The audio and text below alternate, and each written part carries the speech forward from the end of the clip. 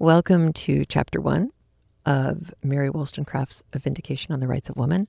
I have several reminders. One, if you see all caps or italics in the captions, the actual text, those are Mary Wollstonecraft's, not mine.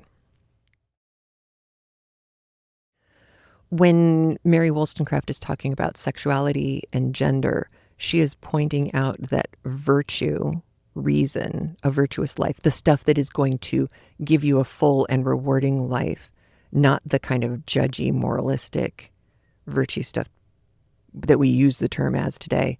She's pointing out that these things are coded as being masculine. And therefore, if those traits, the ones that can give you a full and happy life and ultimately get you to heaven, are being coded as masculine, then that de facto means that they are being kept away from women. And that's the crux of her thing. So when she talks about masculine women, and she will mention it off and on throughout, don't forget that this has nothing to do with our current conversation about gender. This is, if they treat you like a woman, then what they're doing is they're treating you in a way to keep you out of heaven, to keep you from having a full life, to keep you subjugated. In the chapter, she brings up 3 specific points, and she makes several sets of 3 specific points. So keep your ears open for her key ideas. Reason is what makes humans human. Virtue is what humans acquire by using their reason. And knowledge is what we gain when we use reason and our sense of virtue, our virtues, to fight against our worst impulses. Otherwise, if you don't have reason and you have no virtue, then it's going to be really hard to know an immoral thing when it is in your way. And that would be wrong for everybody, regardless of what sex they are. Wollstonecraft is going to talk a lot about Rousseau, at least for the next couple chapters. And Locke, Hobbes, and Rousseau, these were all writers that I read when I was in school. And I dug Rousseau at the time. And she says the same thing several different times, that she really, when Rousseau is right, he is really beautifully right, and he's a beautiful writer, and it's just lovely. But then there's the other stuff. And so she talks about Rousseau wanted to separate himself from his modern world. The modern world was sinful. The best way to avoid being sinful would be to remove yourself. This was his state of nature idea, and his belief that the only way you could be virtuous, moral, all of these things would be to be alone, that it's impossible to do in society. And she kind of points out, like, if you remove all temptation and you live temptation free in a world with no temptation, then we haven't really learned anything, have we? You kind of, it's just like with kids. You are gonna have to let them be unsuccessful at some point in order for them to learn how to do better next time. She is also very much of a mind that civilization, society, all of these things are basically, okay, if God is an all-knowing, omnipotent being, then God knew we were going to head towards creating these societies. If that's the case, then a civil society, one that is working together for the betterment of all of the members in that society, that's not an evil. That is the natural movement forward of God's whole point. Wollstonecraft is very much of the mind, like, if he was going to set the chess pieces up on the board, he is going to know how that game is going to get played. And if our job here is to be the best us we can be, then him putting us in a situation where it's impossible to be that best version of us doesn't make any logical sense. Wollstonecraft also points out that when Rousseau talks about this state of nature thing, that it's almost like an appeal to nostalgia. Boy, if there is one thing that would be really good to learn right about now is go start learning about logical fallacies. No, I don't think any of us, and we're not philosophy professors, right? I don't think any of us are going to be able to say, oh, that's post hoc, ergo propter hoc. But what you do want to be able to do is hear something and go, ooh, that sounds wrong. And you can't quite put your finger on why. It's probably a logical fallacy. And learning what kinds of fallacies people use is super helpful because you will find yourself saying these things. And that's bad, provided you want to be moral and live a virtuous life. So when Wollstonecraft is talking about Rousseau kind of using this appeal to nostalgia, this is, oh, things were so much better back when, ... fill in the blanks. And we know these things are not true. It's like, sure, the 1950s look pretty, but go watch the movie Pleasantville. Or, watch Mad Men. Honestly, were things really better? I mean, Don Draper is hot and all, but really?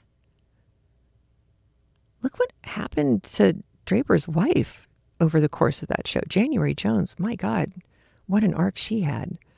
So, yeah, the appeal to nostalgia is bad logic. And her point is that if part of our purpose here is to always be a better version of ourselves and therefore create a better version of our society, we need to be progressively, actively moving towards that kind of positive future.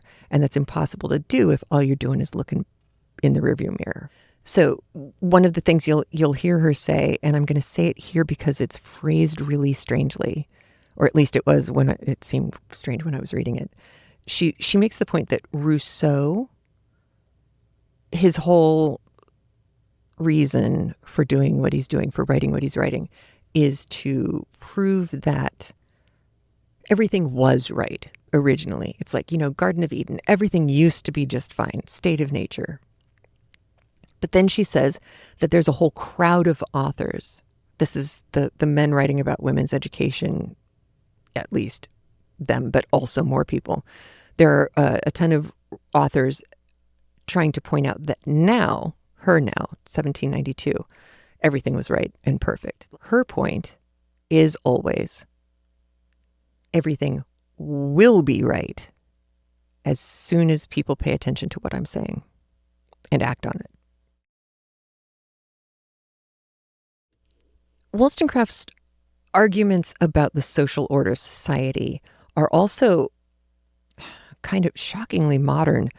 She's not just suspicious of the power of an unjust authority, like somebody who has usurped the throne or whatever, but she actually has problems with fixed hierarchies, castes, class systems that don't allow for any kind of mobility. Because to her, that means that, number one, there's no way to ever be equal, and that goes against everything she thinks.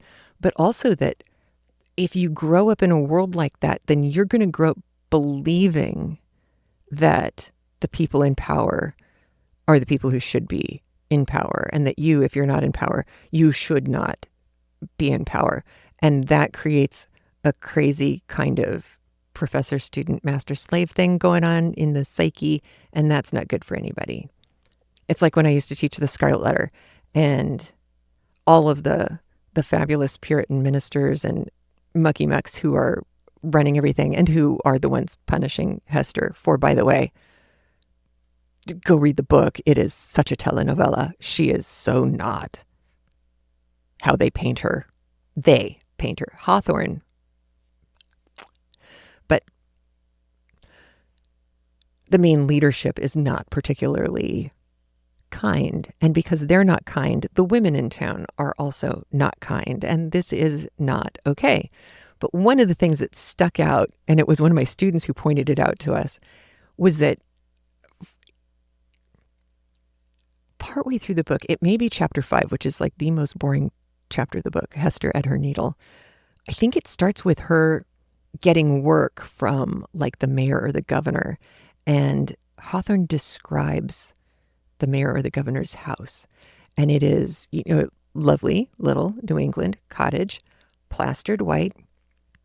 But he's taken, the governor has taken broken glass and squashed it into the plaster on the outside of his house. And we were like, wow, that's unique. And one of the kids went, oh my God, in the sun, his place is going to sparkle. These are people who were not the elect. You were not supposed to be able to tell. You were not supposed to know if you were one of the elect, if you were going to heaven or not. But boy, some people sure behaved like they knew they were going to heaven. And that's exactly the kind of problem that Wollstonecraft is pointing out here. It's not just that power corrupts and absolute power corrupts absolutely.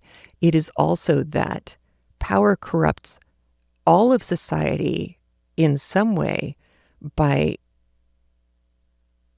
making us desire proximity to power. If the people in charge, if you know that they're just wrong, morally, reprehensibly wrong, but you decide that giving up your own moral center is important because it's important to be in the room where things are happening, that's not good for anybody. This is obviously not just women she's talking about. This is for everybody.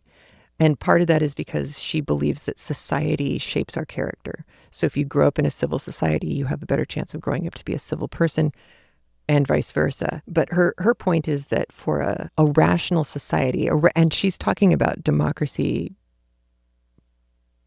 conceptually here, a free democracy where everybody has a voice in who is doing the governing, that only works if you also believe that, or have your society founded on the fact that through education, through hard work, people can learn how to be good, free people. If you are of the mind that people really need someone to tell them what to do, period, then that's going to be a very different looking world. So that gets back to Rousseau. She points out that where he went wrong was he didn't grok the whole idea that if society were properly ordered, if we really were a free society, if we really were able to recognize that everybody had not just the right, but honestly the duty to be the best them they can be by being virtuous and using reason and all of that, he failed to notice that, well, if the problem is that we're not living up to that, then the problem is actually society. And that if we reordered things and everybody got some respect and got heard, then you wouldn't need to run off to your little isolated state of nature. So for her, it's not society that is the corrupting force. It is the political hierarchy, the fixed authority, the fact that there's no agency, there's no opportunity to become a better you, and therefore create and work on keeping a better society. That was a lot. It gets complicated in the middle, and I didn't want you to miss out. If you are watching in real time with me and have something to say, could you write the word question in all caps so that I can see that it's a question instead of a comment? Then I can get to those questions right away and use them in future episodes. If you have a clarification, something that I said or misspoke about or got close to but didn't really get completely right, please write clarification in all caps and then tell me what I needed to clarify, because then I can read that or show those on the screen when I do the next episode as well. All right, so here now we are going to listen to Chapter 1, Mary Wollstonecraft's A Vindication of the Rights of Woman. Here we go.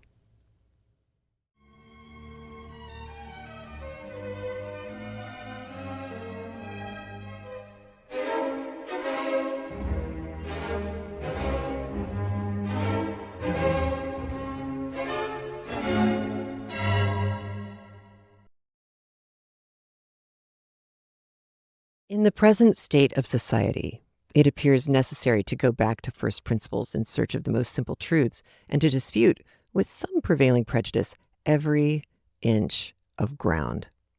To clear my way, I must be allowed to ask some plain questions, and the answers will probably appear as unequivocal as the axioms on which reasoning is built, though when entangled with various motives of action, they are formally contradicted, either by the words or conduct of men. Question. In what does man's preeminence over the brute creation consist? The answer is as clear as that half is less than a whole. It consists in reason. Question.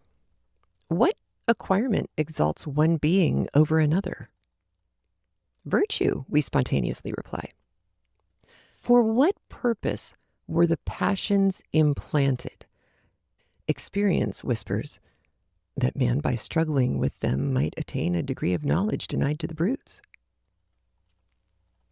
Consequently, the perfection of our nature and capability of happiness must be estimated by the degree of reason, virtue, and knowledge that distinguish the individual and direct the laws which bind society, and that from the exercise of reason, knowledge and virtue naturally flow, is equally undeniable if mankind be viewed collectively.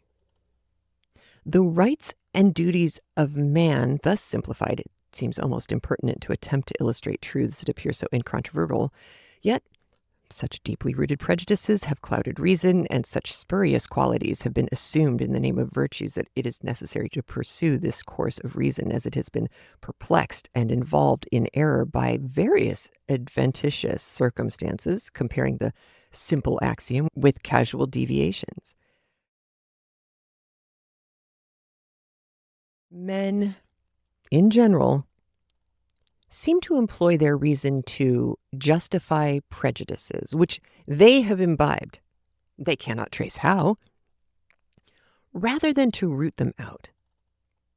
The mind must be strong that resolutely forms its own principles, for a kind of intellectual cowardice prevails, which makes many men shrink from the task, or only do it by half.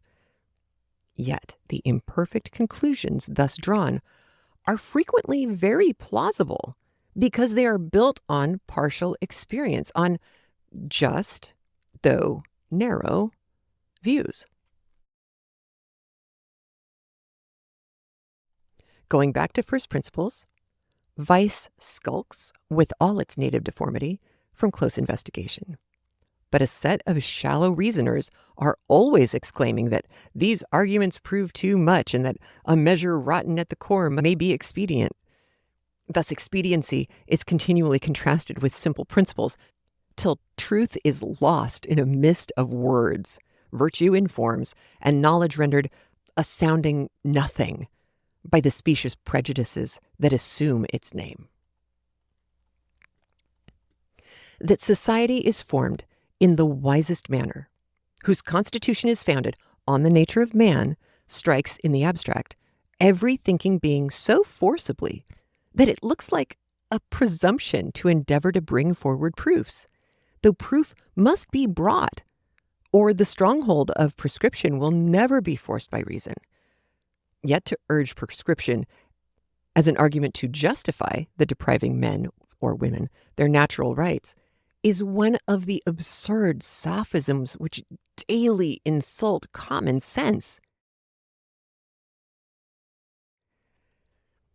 The civilization of the bulk of the people of Europe is very partial. Nay, it may be made a question whether they have acquired any virtues in exchange for innocence, equivalent to the misery produced by the vices that have been plastered over unsightly ignorance, and the freedom which has been bartered for a splendid slavery. The desire of dazzling by riches, the most certain preeminence that man can obtain, the pleasure of commanding flattering sycophants, and many other complicated low calculations of doting self-love, have all contributed to overwhelm the mass of mankind and make liberty a convenient handle for mock patriotism. For whilst rank and titles are held of the utmost importance, before which genius must hide its diminished head, it is, with few exceptions, very unfortunate for a nation when a man of abilities, without rank or property, pushes himself forward to notice. Alas, what unheard of misery have thousands suffered to purchase a cardinal's hat for an intriguing, obscure adventurer who longed to be ranked with princes or lorded over them by seizing the Triple Crown. Such, indeed, has been the wretchedness that has flowed from hereditary honors, riches, and monarchy, that men of lively sensibility have almost uttered blasphemy in order to justify the dispensations of Providence. Man has been held out as independent of his power who made him, or as a lawless planet darting from its orbit to steal the celestial fire of reason. And the vengeance of heaven, lurking in the subtle flame, sufficiently punished his temerity by introducing evil into the world. Impressed by this view of the misery and disorder which pervaded society, and fatigued with jostling against artificial fools, became enamored of solitude. And being at the same time an optimist, he labors with uncommon eloquence to prove that man was naturally a solitary animal. Misled by his respect for the goodness of God, who certainly, for what man of sense and feeling can doubt it, gave life only to communicate happiness, he considers evil as positive and the work of man, not aware that he was exalting one attribute at the expense of another equally necessary to divine perfection.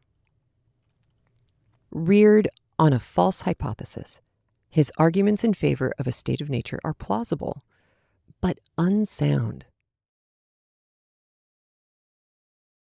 I say unsound, for to assert that a state of nature is preferred to civilization in all of its possible perfection is, in other words, to arraign supreme wisdom.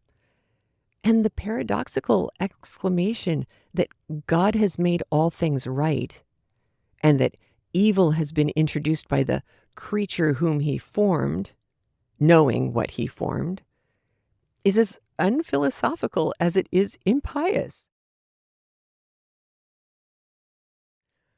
When that wise being who created us and placed us here saw their fair idea, he willed, by allowing it to be so, that the passions should unfold our reason, because he could see that present evil would produce future good.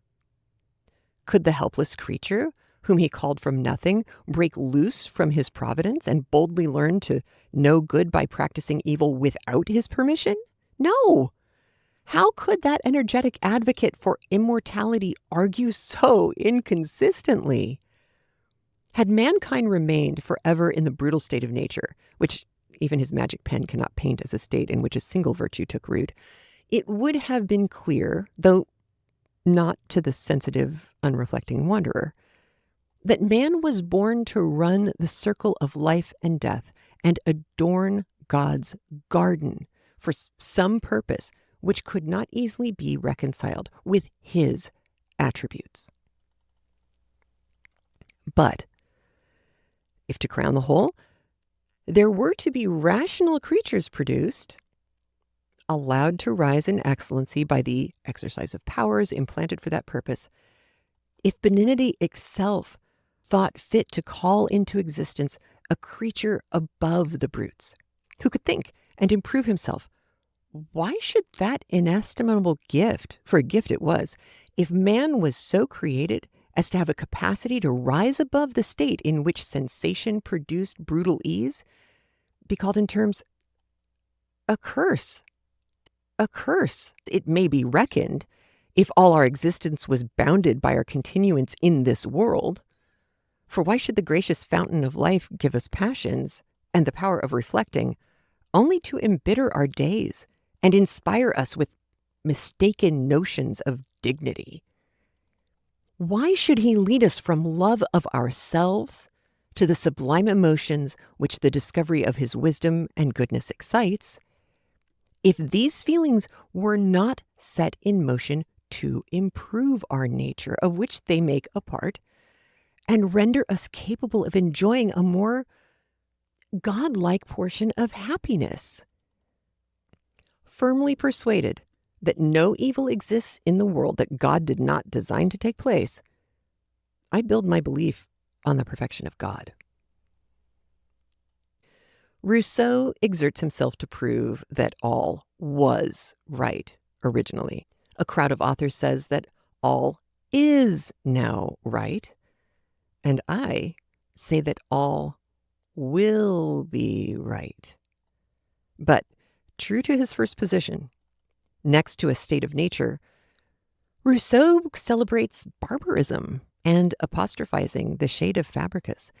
He forgets that in conquering the world, the Romans never dreamed of establishing their own liberty on a firm basis or extending the reign of virtue. Eager to support his system, he stigmatizes as vicious every effort of genius, and uttering the apotheosis of savage virtues, he exalts those to demigods who were scarcely human, the brutal Spartans who, in defiance of justice and gratitude, sacrificed in cold blood the slaves that had shown themselves men to rescue their oppressors. Disgusted with artificial manners and virtues, this citizen of Geneva, instead of properly sifting the subject, threw away the wheat with the chaff, without waiting to inquire whether the evils, which his ardent soul turned from so indignantly, were the consequence of civilization or the vestiges of barbarism. He saw vice trampling on virtue and the semblance of goodness taking place of the reality. He saw talents bent by power to sinister purposes and never thought of tracing the gigantic mischief up to the arbitrary power, up to the hereditary distinctions that clash with the mental superiority that naturally raises a man above his fellows. He did not perceive that the regal power, in a few generations, introduces idiotism into the noble stem and holds out baits to render thousands idle and vicious. Nothing can set the regal character in a more contemptible point of view than the various crimes that have elevated men to the supreme dignity. Vile intrigues, unnatural crimes, and every vice that degrades our nature have been the steps to this distinguished eminence. Yet millions of men have supinely allowed the nerveless limbs of the posterity of such rapacious prowlers to rest quietly on their ensanguined thrones. What but a pestilential vapor can hover over society when its chief director is only instructed by the invention of crimes or the stupid routine of childish ceremonies? Will men never be wise? Will they never cease to expect corn from tares and figs from thistles? It is impossible for any man, when the most favorable circumstances concur, to acquire sufficient knowledge and strength of mind to discharge the duties of a king entrusted with uncontrolled power. How then must they be violated when this very elevation is an insuperable bar to the attainment of either wisdom or virtue, when all the feelings of a man are stifled by flattery and reflection shut out by pleasure. Surely it is madness to make the fate of thousands depend on the caprice of a weak fellow creature, whose very station sinks him necessarily below the meanest of his subjects. But one power should not be thrown down to exalt another, for all power intoxicates weak man, and its abuse proves that the more equality there is established among men, the more virtue and happiness will reign in society. But this, and any similar maxim deduced from simple reason, raises an outcry. The church or the state is in danger if faith in the wisdom of antiquity is not implicit, and they, who, roused by the sight of human calamity, dare to attack human authority, are reviled as despisers of God and enemies of man. These are bitter calumnies, yet they reached one of the best of men, Dr. Price, whose ashes still preach peace and whose memory demands a respectful pause when subjects are discussed that lay so near to his heart.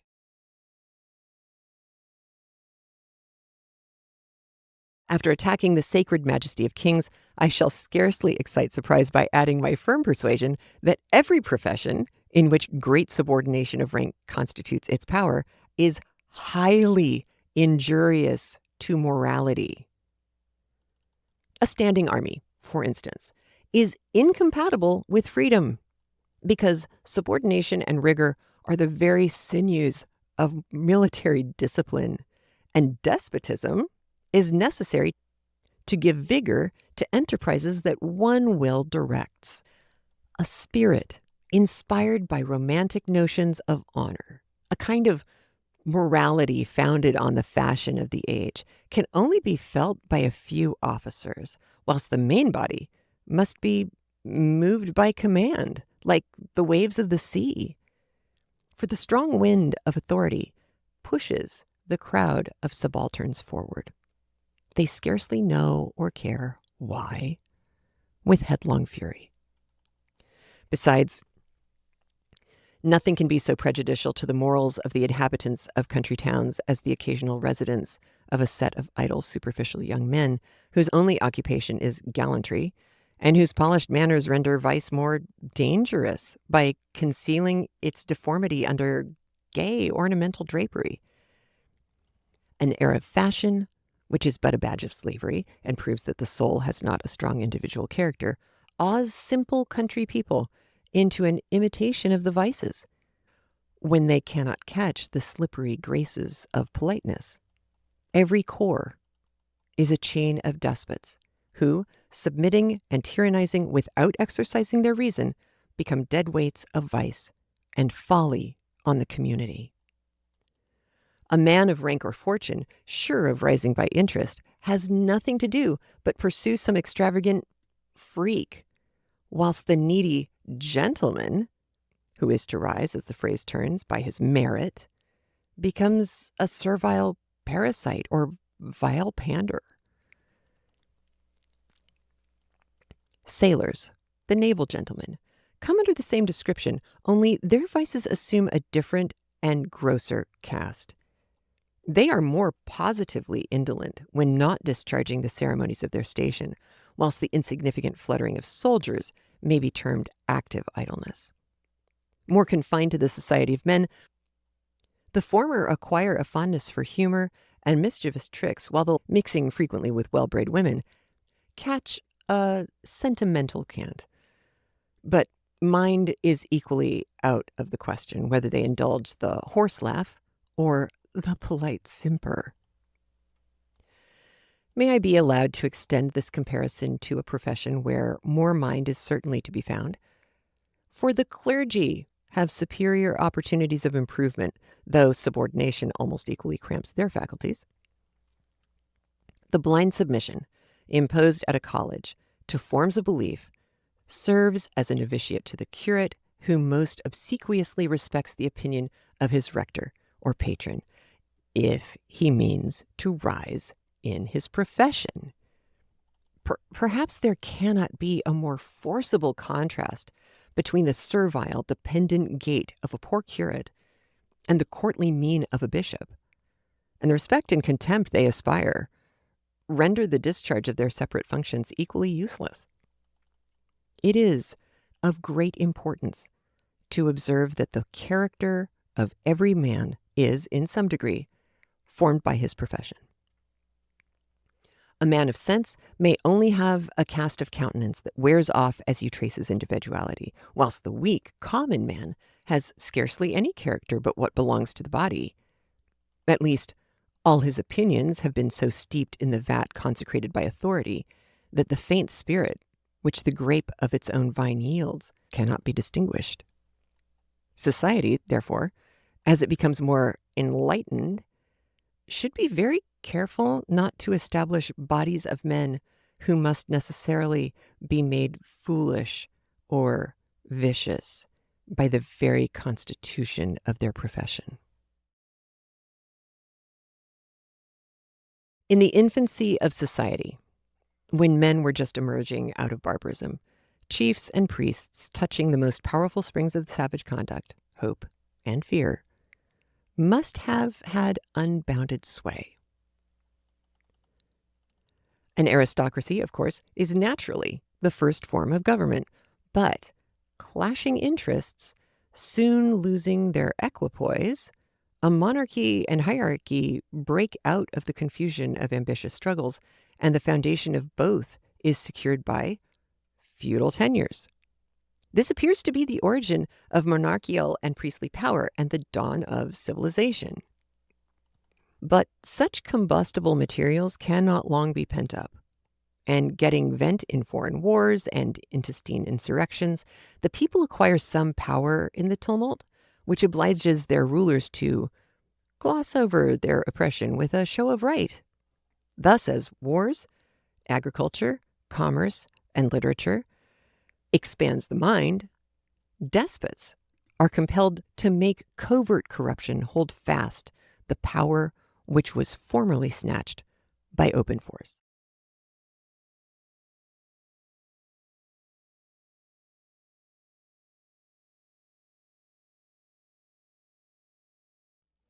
And this baneful, lurking gangrene is most quickly spread by luxury and superstition, the sure dregs of ambition. The indolent puppet of a court first becomes a luxurious monster or fastidious sensualist, and then makes the contagion which his unnatural state spreads the instrument of tyranny. It is the pestiferous purple which renders the progress of civilization a curse and warps the understanding till men of sensibility doubt whether the expansion of intellect produces a greater portion of happiness or misery. But the nature of the poison points out the antidote. And had Rousseau mounted one step higher in his investigation, or could his eye have pierced through the foggy atmosphere which he almost disdained to breathe, his active mind would have darted forward to contemplate the perfection of man in the establishment of true civilization, instead of taking his ferocious flight back to the night of sensual ignorance.